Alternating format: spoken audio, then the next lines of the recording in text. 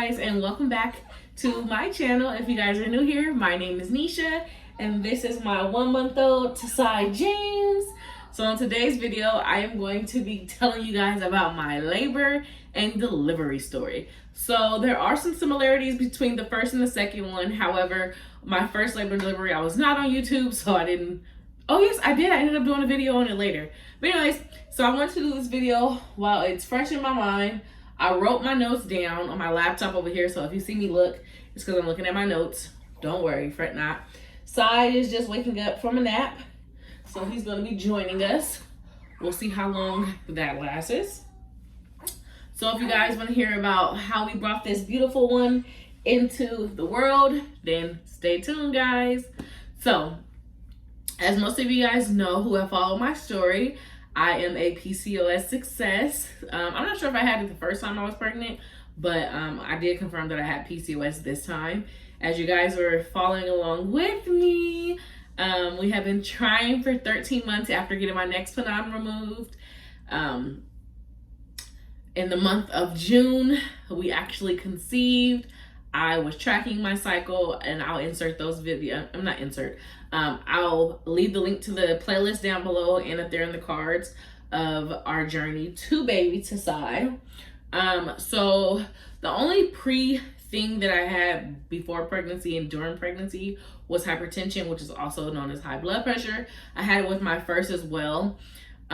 So leading up to his birth, as you guys know in my vlogs, I was kind of getting worn out about 30, I was having so much pain this time earlier than when I was pregnant with my first. So I just knew that I needed to get this baby out. I wanted to naturally induce. Ooh, is that poo-poo? I wanted to naturally induce my labor because I didn't want to have to get induced, because I did electively get induced with my first. So at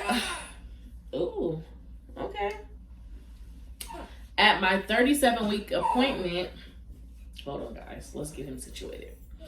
At my 37-week doctor's appointment, I had asked suggestions to my OB on how I can naturally induce, and he gave me the go and said, there is something to say about castor oil, walking, sex, all these other things that, we hear, bouncing on the ball and everything, but baby's not going to come until baby's ready. But if you're already there, those things can help.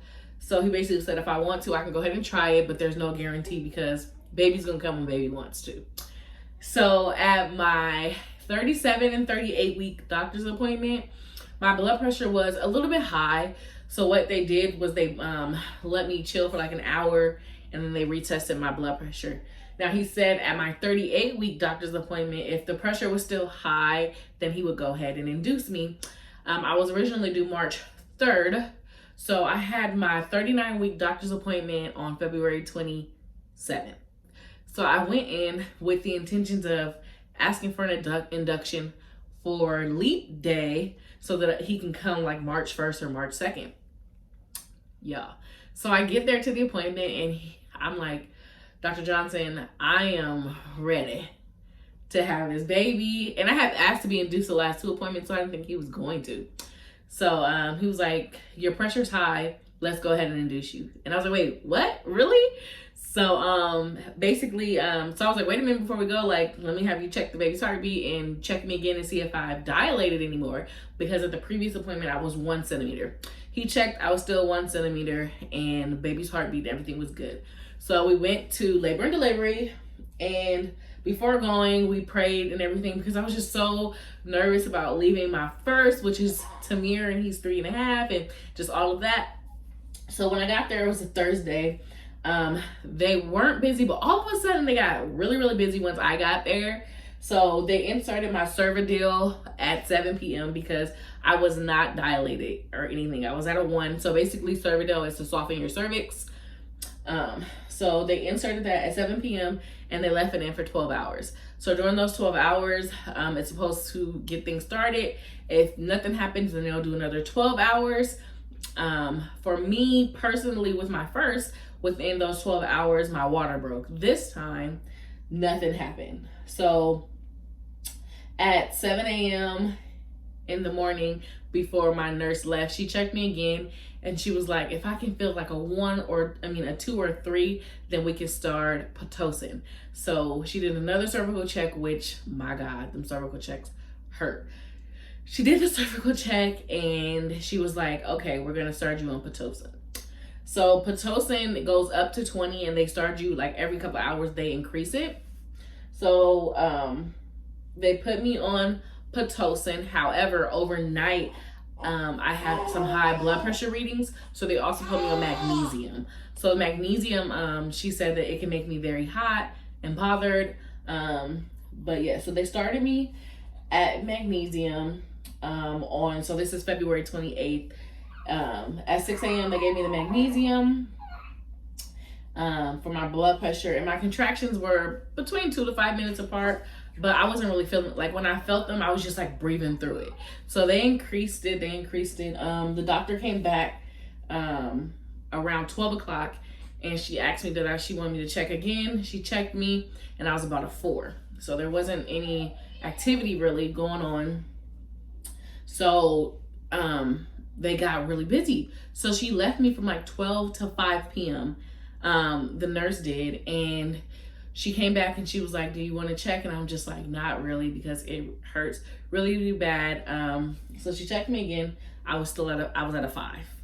So by this time I was in triage, still in triage. So I stayed in triage for, what was that, like 12, 17 hours?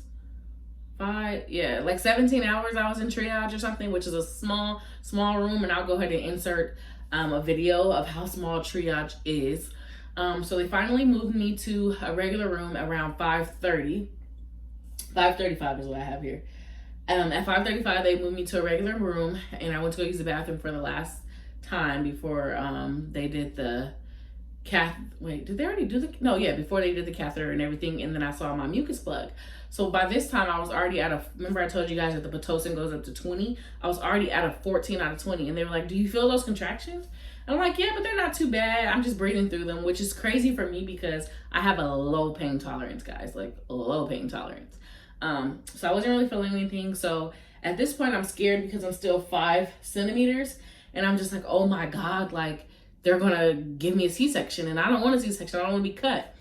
So the nurse was like, what we're gonna do is the doctor's gonna come in and break your water. So I'm like, okay. The doctor comes in, it's like 6. The other nurse leaves. Right before the other nurse leaves, I believe they broke my water. What time was this? Like 6? 6? Yeah, like 6, maybe 6:30.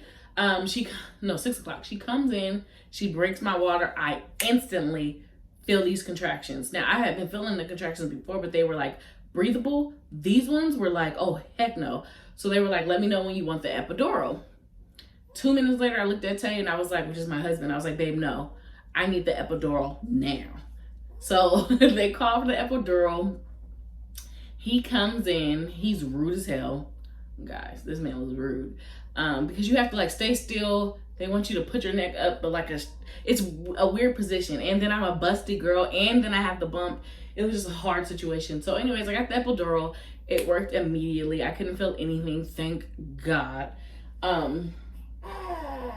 Oh yeah. So instantly I started feeling more contractions, and maybe like in the next hour or two, like around 9, I was fully dilated. But on the left side of my cervix, they said they still felt a little bit of my cervix, so they wanted me to continue to contract. So I didn't feel anything because the epidural was amazing. So they came in and checked me again, and I kept telling my husband, I feel like I have to boo-boo, aka push, because that's what it feels like, FYI, if you're a new mommy or first time mommy. So I'm like, I have to push. So they came and checked again. By this time, it's like 9:30, 10, and it's 2 nurses at this time because shifts has already changed, and one is training because she just came to the labor and delivery from another floor or whatever. So they checked me again. So now they're starting to get ready. It's about 10:30 in the evening. And they put these little straps around my legs, like to help me, because you have to push your leg your legs to push. And I was fully dilated at 11. So we did practice pushes for about an hour. In between then, breathing exercises, and then they put me on oxygen because I asked for it because I felt like I couldn't catch my breath. So I practice pushed for about 45 minutes, and the doctor came in at 11:45. My husband was like, "Oh, we don't want to leap year baby," and I'm just like, I don't mind having a leap year baby. Oh, I forgot. Oh yeah. Anyways, yeah, so I practiced for 45 minutes, and then at 11:45 the doctor came in and she got set up, and she was just like, "Okay, let's push." So I pushed actual pushes for 18 minutes, and he came out at 12:03 on leap year. So we officially have a little leap year baby. I did rip a little bit, so she gave me 2 stitches, which dissolved in a couple of days.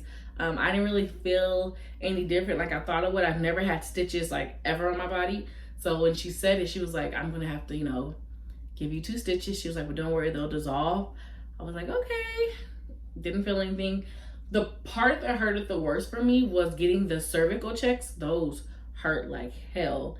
And then also after you have the baby, you have to deliver the placenta, and they have to push down on like your belly button to like make sure they get everything out. Now that really, really hurt it. But yeah, so that's pretty much my labor and delivery story. I was induced again. Overall labor, once she broke my water, went like this.